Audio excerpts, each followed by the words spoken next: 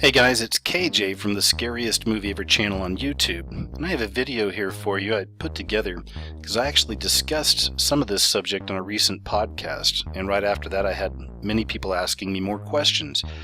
And ultimately what I'm going to show you here today is an example of a public Illuminati ritual, if you will, okay?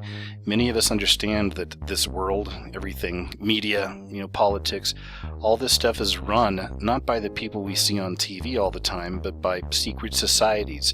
There are people behind the curtain, right? In every element of everything in our world. We've all been bathed in lies. We've been bathed in deception since we were born into this. Now, at the same time, we're living in a moment of our history where all these things are being revealed. This has been happening for the last few years, and it's intensifying. You literally have light forces and dark forces working against each other and working alongside each other, trying to reveal all these things that need to be revealed, all these secrets, all this occult knowledge. I've covered this subject in the past in other videos, and the subject is the public rituals, public Illuminati or Freemason rituals. These things that are hidden right before our very eyes. Now, I haven't covered one of these in a while because I hadn't really seen one. And then we had the Paris attacks on Friday the 13th. So as I started kind of looking through that a little bit, I started finding some other connections. So this video is not so much about the Paris attacks themselves. It's about a lot of things that have happened around those attacks and on that same day, Friday the 13th. Because remember that what we're dealing with here is occult. It's hidden. This is hidden before our very eyes. And as I said, there is a mass awakening taking place right now. So there are good forces that are trying to reveal this information to give knowledge to others, so others can see what's really going on, can really understand the wickedness that runs this world. And then there's darker forces that are putting forth the same information but with their spin on it. They're trying to promote this as, again, the New World Order will be a good thing. A one-world religion will be a good thing. This coming one-world leader, who many believe is the Antichrist, will be a good thing. So before I get into the video and show you these things that I found, I want to cover some of the basics just so you understand. You may be new to some of this kind of information, so it's very important for me to point out once again some of the basics with the things we're going to cover here. Freemasonry is one of the oldest organizations that's still in existence today. Papyrus scrolls that were found in 1888 in excavations in the Libyan desert describe secret meetings of similar groups from 2000 BC. So these brotherhoods had already been involved in the building of the Temple of Solomon and had fulfilled then their functions similar to today's unions. At the same time, they had these mystical traditions. So we're told that the objective of Masonry is given as this inner transformation through spiritual perfection in reverence to God, G-O-D. Now, since Freemasons belong to different religions, they call this God the Great Builder of all worlds, or the Great Architect. Further references are found in the Egyptian Book of the Dead, and this god, Thoth, who had been their Grand Master, is the usual title for the highest leaders. The spiritual knowledge of the Freemasons had been replaced by symbols, allegories, and rituals, which served as kind of a communication for them. So once again, this goes back to what I was telling you about the hidden symbols, the language of symbols, right? This is what they use and have been using for a very, very long time. But we're living at a time now, like I said, where all this stuff is being revealed for all to see. So their secret language was symbols. It's the Masonic ritual handshake even, the pyramid, the pentagram, the use of the numbers 3, 7, 13, and 33 in coats of arms. These are emblems that they use, and today in many company logos and names we see the same thing, right? And that's certainly not a coincidence. So it's very interesting that we find many of these common emblems or symbols with the Masons that again extend back, centuries. We find a lot of these things nowadays in corporate logos, right? Corporate names. So again, this is just another example showing you, that these secret societies, right, are truly behind our reality or our perceived reality. These are the controllers. And speaking of Thoth and the Egyptian gods, once again, this is how they put it right out there, right before your very eyes. But there's a new movie coming out here real soon called The Gods of Egypt. And of course, it's going to have all the gods of Egypt. There's Horus right there, right? So this is the way that we, the public, the dumbed down in many ways or blind, spiritually blind public to this stuff, this is how we're indoctrinated to a lot of these ideas and a lot of these mystery religions. Now, right now, the whole world has their eyes on Paris, and they should. Paris just suffered a horrible attack last Friday. That's Friday the 13th. And like I said, this video is not even so much about the attacks themselves, because I haven't even fully looked into all of that yet. Typically, with any kind of an attack like this, that comes out, they're always very questionable to me. I don't know, how much of this stuff is real, how much was set up. What I've seen from the images, though, from Paris, it certainly looks like there's real devastation, and obviously people really died. But still, that's not to say that this wasn't arranged, or that it wasn't somehow coordinated to happen.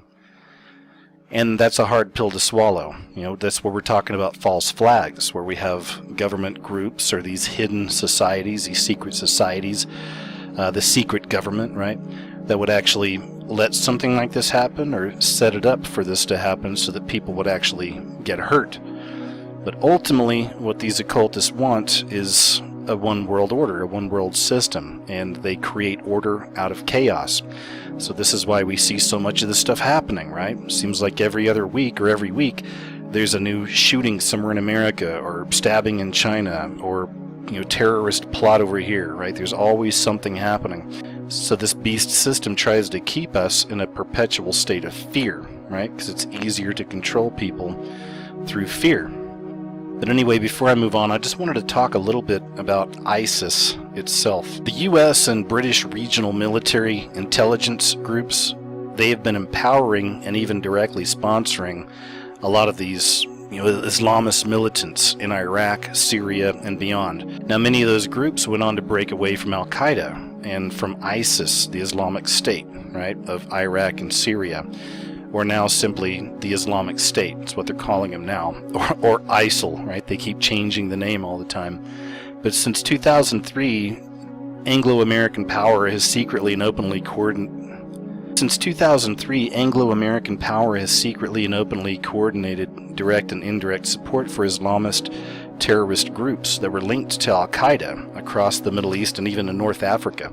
So this ill-conceived patchwork geostrategy, as they call it, is a legacy of the persistent influence of neoconservative ideology. It's all motivated by long-standing but often contradictory ambitions to dominate regional oil resources. It always seems to go back to oil. So early during the 2003 invasion and occupation of Iraq, the U.S. was covertly supplying arms to Al-Qaeda. And that's come out, right? That's been out. Pakistani defense sources interviewed by Asia Times back in 2005 confirmed that insurgents described as former Ba'ath Party loyalists who were being recruited and trained by Al-Qaeda in Iraq under the leadership of the late Abu Musab Zarqawi were being supplied Pakistan-manufactured weapons by the U.S. So the arms shipments, including rifles, rocket-propelled grenade launchers, ammunition, rockets, and other light weaponry, all those arms, they could not be destined for the Iraqi security forces because U.S. arms would be given to them. There's a great quote by General Martin Dempsey. He's the chairman of the U.S. Joint Chiefs of Staff, and a few months ago he told the Pentagon that ISIS is an organization that has an apocalyptic, end-of-days strategic vision which will eventually have to be defeated. It's absolutely spot on. And once again, I don't know what level General Martin Dempsey is in on all this or not either. I mean, I really can't trust any official source out of the White House or anywhere else for that matter. It's just the way it is, right? And I wouldn't suggest you do it either. Everything they say, everything that comes out of their mouths in the mainstream, we have to scrutinize, right? But in many respects, that quote is spot on, because ISIS has been up to some really weird stuff. So have you ever heard of the short story by Stephen King called The Langoliers? They even made a movie out of it. It's about a bunch of people on a plane that go through some kind of a time warp, and it puts them behind time just a little bit. but it puts them back in time just enough to see what happens to old memories or old time as it moves on. And turns out, in the story of the Langoliers, everything is eaten away, everything is destroyed. So these Langoliers are like almost these evil Pac-Men. They're just basically huge mouths and teeth that sweep through and eat everything. They eat reality away, everything. And in a sense, ISIS seems to be doing the exact same thing with a lot of our archaeology, a lot of our hidden history even. So in a very real sense, ISIS itself is being used in a very similar way. It seems to be eating away a lot of our ancient history, a lot of our archaeology. It's very interesting, the sites that they're destroying. What you're looking at here is the Temple of Baal Shaman. And a while back, ISIS, allegedly, right, they released a video that shocked the world showing the fiery destruction of this temple. And it's one of the best preserved ruins at the Syrian site of Palmyra. Around the same time, there were explosions reported at yet another Palmyra temple. This one was very interesting because it turns out that ISIS had actually also destroyed a temple in Palmyra that was dedicated to the ancient god Baal. All this destruction is part of a propaganda campaign, it seems, that includes videos of militants rampaging through Iraq's Mosul Museum with pickaxes and sledgehammers and literally putting dynamite to centuries-old Christian and Muslim shrines. The group actually released some photos of the militants rigging the 1900-year-old Temple of Baal Shaman with explosives and actually blowing it up. And it was one of Palmyra's best preserved buildings, originally dedicated to a Phoenician storm god, right? And now it's nothing but rubble. ISIS also destroyed the Mar Elian monastery. It was the Christian monastery was captured a while back when ISIS militants captured the Syrian town of Al-Quratain near Palmyra. It was dedicated to a 4th century saint, and it was an important pilgrimage site and sheltered hundreds of Syrian Christians. But bulldozers from ISIS were reportedly used to topple its walls, and of course ISIS then posted pictures of the destruction all over Twitter. Apamea was a Roman-era trading city and had been badly looted since the beginning of Syria's civil war before ISIS even appeared. And previously unknown Roman mosaics had reportedly been excavated and removed for sale. So ISIS is said to take a cut from sales of these ancient artifacts, making tens of millions of dollars to continue funding their operations. Now there's also a Greek settlement on the Euphrates not far from Syria's border with Iraq called Dura Europos, and it later became one of Rome's easternmost outposts. It housed the world's oldest known Christian church. It was a beautifully decorated synagogue and many other temples and Roman-era buildings. Now satellite imagery shows a cratered landscape inside the city's mud brick walls, more evidence of widespread destruction by ISIS. Mari is yet another area that's being looted by ISIS. It's flourished in the Bronze Age between 3000 and 1600 BC. Archaeologists had discovered palaces, temples, and extensive archives written on clay tablets that shed a lot of light on the early days of civilization in that region. But of course now, according to reports from locals and even satellite imagery once again, they can see now that the site, and especially the royal palace, has been completely destroyed and looted. Built in the 3rd century BC, Hatra was the capital of an independent kingdom on the outskirts of the Roman Empire. Its combination of Greek and Roman-influenced architecture and Eastern features testify to its prominence as a trading center on the Silk Road. Hatra was named a UNESCO World Heritage Site back in 1985, but in 2014 Hatra was taken over by ISIS and reportedly used as an ammo dump and training camp. A video released by ISIS in April of 2015 showed fighters using sledgehammers and automatic weapons to destroy all the sculptures in several of the site's largest buildings. The destruction of Hatra marks a turning point in the appalling strategy of cultural cleansing underway in Iraq, said UNESCO head Irina Bokova at the time. Ancient Assyria was one of the first true empires. It expanded aggressively across the Middle East, and it controlled a vast stretch of the ancient world between 900 and 600 BC. So the Assyrian kings ruled their realm from a series of capitals in what is today northern Iraq. Nineveh, which is what you see right here, was one of them. It flourished under the Assyrian Emperor Sennacherib around 700 BC, and at one point Nineveh was considered the largest city in the entire world. Its location on the outskirts of Mosul put it in ISIS's crosshairs when the group took over the city in 2014. Many of the site's sculptures were housed in the Mosul Museum, and some were damaged during the rampage through the museum. It was all documented in videos that, once again, ISIS releases. So men were also shown smashing these half-human, half-animal guardian statues called Lamesis on Nineveh's ancient Nergal Gate. I found that really interesting. Once again, I've covered the history of the fallen angels in a lot of my videos. I'm very interested in that subject itself. So right here we see these guys are literally destroying these landmarks of the fallen angels. It's interesting. And speaking of ISIS destroying these relics of the fallen ones, Nimrud is a perfect example. Nimrud was the first Assyrian capital. It was founded 3,200 years ago. Its rich decoration reflected the empire's power and wealth. The site was excavated beginning in the 1840s by British archaeologists, who had sent dozens of its massive stone sculptures to museums all around the world, including New York's Metropolitan Museum of Art and the British Museum in London. And many of the originals remained in Iraq, which is unfortunate because ISIS got a hold of it. So the site itself is massive. Its wall surrounds 890 acres. The Iraqi Ministry of Tourism and Antiquities said that ISIS bulldozed parts of that site, but the extent of the damage still isn't exactly clear. Some of the city was never uncovered, however, and many of the remains underground were still protected, one may hope. And again, speaking of the fallen angels and their relics, we have Khorsabad, which is yet another ancient Assyrian capital. It's a few miles from Mosul, and the palace there was built between 717 and 706 BC by Assyria's then king Sargon II. So its reliefs and statues were remarkably well preserved. Traces of the original paint even still decorating many of these depictions of these Assyrian victories and royal processions. Most of the reliefs and many of the statues were removed during French excavations in the mid-1800s and by teams from Chicago's Oriental Institute in the 1920s and 30s.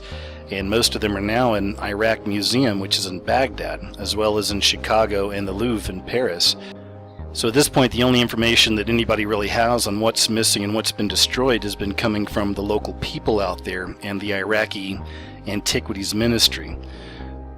But there has been damage and there has been theft, and all of it has been attributed once again to ISIS. Now that's just a handful of the places that ISIS has allegedly been destroying and stealing from and everything else. And there's more. There's more, and it's still happening now. But I just wanted to cover those right there in particular, and also show you again that connection to them destroying this history of the fallen ones. And them destroying history in general. To me, it's not exactly just about the areas they're hitting. It's the whole idea. It's the whole purpose of destroying history. So I find this very interesting. Spiritually speaking, looking at it through kind of spiritual eyes, if we truly are entering the end times, if we truly are close to the end of time, it would almost make sense that there would be this Langolier type group, if you will, out there that's literally eating up history behind us as we approach the end. As for public ritual, as for coding, the kind of coding that we find in a lot of these things, the number 33 showed up a lot on Friday the 13th around these attacks. Well, for one, the movie The 33 actually opened on that day, and again that had to do with the Chilean miners. In that movie, the Phoenix, the Phoenix, the Phoenix rose the 33 to the surface from underground. The Phoenix was a crane. I'll cover more of that in a little bit. The Paris shooting that took place on Friday the 13th was 311 days after the Charlie Hebdo shootings. You may remember those. So 311, of course, 3 times 11, we have the 33 again.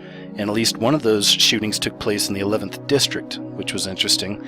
And even the code to call the police out in France is 33. So I thought that was interesting as well. So aside from the esoteric or the occult, I don't find any direct connections between the movie 33 or the ritual of the 33 Chilean miners with this attack on Friday the 13th, other than some of the numbers lining up the way they do. Once again, we keep finding these 33s. And as I said, I've covered this subject in other videos in the past, and you'll find that. It's the gematria, it's the numerology. You'll find all these numbers lining up on these certain ritual dates. So we get these clues, we get these hints, right? And this is how we connect our dots. And I do see a connection in all of this occult ritual, because once again, everything is being run from behind the scenes, from shadow groups or secret societies. And these people are witches. They are warlocks in many respects. They are literally using magic. They're using witchcraft. And not in a good way, if there is a good way to use that stuff, okay? People want to argue that point sometimes. Now, this is bad energy, bad magic these people are up to. That's Antonio Banderas. He's one of the actors from the movie, but you can even see him doing the whole hand over the heart type thing, and that's also a very, very common Freemason symbol. It's called the lion's paw.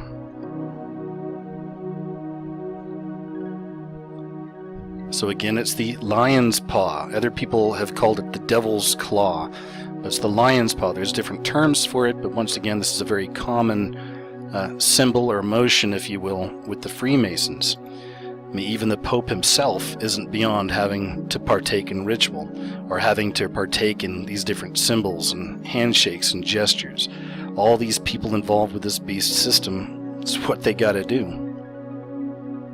So going back to the 33, first thing you want to look at is the company logo itself. So as the rescue was unfolding, most TV viewers or watching failed to understand the obvious Masonic symbolism or even statements that were aired all around the globe on all the major networks about this whole ritual. The company responsible for the mining disaster in Chile is called Codelco. It's the largest copper-producing company in the world, and Codelco's corporate logo is the Egyptian all-seeing eye, which also, of course, appears on the American $1 bill. The name is Codelco. The BBC's James Reed remarked that the number 33 had taken on a very special significance for the miners, who were known to be very superstitious. Roman Catholic Chileans believe Jesus Christ was 33 when he died. So there are 33 miners, right? And it took 33 days for the drill to complete the rescue shaft. So the date of the Chilean miners' rescue was 13/10/10, which adds up to, that's right, 33. In his triumphant speech after the first miner emerged from the shaft, Chile's President Sebastián Piñera mentioned the magic number 33. He even said the magic number 33. And the magic number in Freemasonry is the number 33. And then, of course, in Freemasonry, they call 33 the magic number as well, because that's when the initiate has met his full enlightenment. So the miners were actually brought up to the surface with a rescue pod or a capsule, and that capsule was given the name Phoenix, as you can see right here, spelled F-E-N-I-X. Now the Phoenix bird is a massive symbol of the Illuminati, if you will, the secret societies. It's also a massive symbol to many for Lucifer itself. Barbara Walker, in her occult book called Now is the Dawning, wrote that the Egyptians believed that the phoenix was the representative of a god who rose to heaven in the form of a morning star, like Lucifer, after his fire immolation of death and rebirth.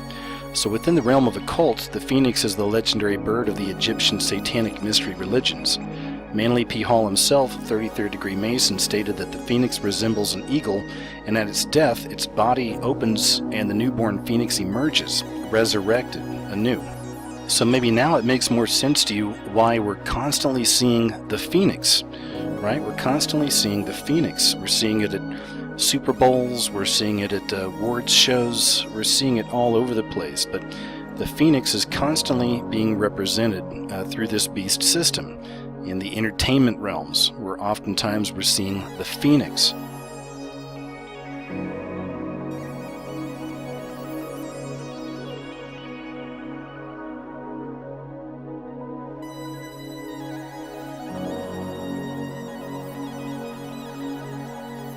Connects back to some other videos I did in the past, and this is Conchita Wurst, the Eurovision winner, singer they had just a few years back. And of course her song was Rise of the Phoenix, the song that made her famous, well known, right, worldwide. It was Rise of the Phoenix. So again, when understanding this beast system, because this is what it is. This is a system that's sole purpose at this point is to lead us into a one world system, a one world religion, one world monetary system, and of course a leader. Many people believe the Antichrist. So we see this theme played out time and time again, right? Not just in this public ritual of the 33, but in all these other shows. And this is just one representation. It's just one symbol that I'm covering. Many of you know from my channel there's a lot of other symbols out there that cover a lot of the same topics, a lot of the same subject matter. So we're constantly being inundated with this idea, whether we realize it or not. I believe that's one of the meanings as well, is that this coming Antichrist figure, whoever this leader is going to be, he's going to have to go through the rebirthing first. There's going to have to be fire first, right? There's going to be some kind of massive destruction first, and then this leader, this Antichrist, he will arise. This phoenix will arise from the ashes, and then that will be our new world order in the world. That will be the fifth age, the end of time. Because again, remember that the phoenix bird symbolizes immortality and resurrection, and the coming Antichrist, many people believe. The Chile mining disaster and the phoenix rescue of the 33 was all orchestrated. It was a cult ritual, and it was a scheduled event to celebrate and announce to the International Masonic Brotherhood the rise of Lucifer, or the rise of these Luciferian ideals. There was even more obvious symbolism. The Chilean flag, of course, displays a single five-pointed star. Some people may say a pentagram, right, if that's upside down. But the pentagram was actually stamped on the rescue capsule itself. So a giant pentagram was also draped in front of the underground camera. So when the miners stepped out of the risen capsule, they were wearing a large pentagram on their chest. Mario Gomez, who is the 9th miner to be rescued, wore an upside-down pentagram. So what was the significance of the upside-down pentagram? Of course, it represents Satan and the world of matter ruling over God.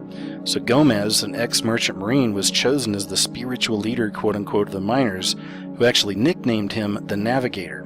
When Gomez emerged from the rescue capsule, he dropped to the ground in prayer.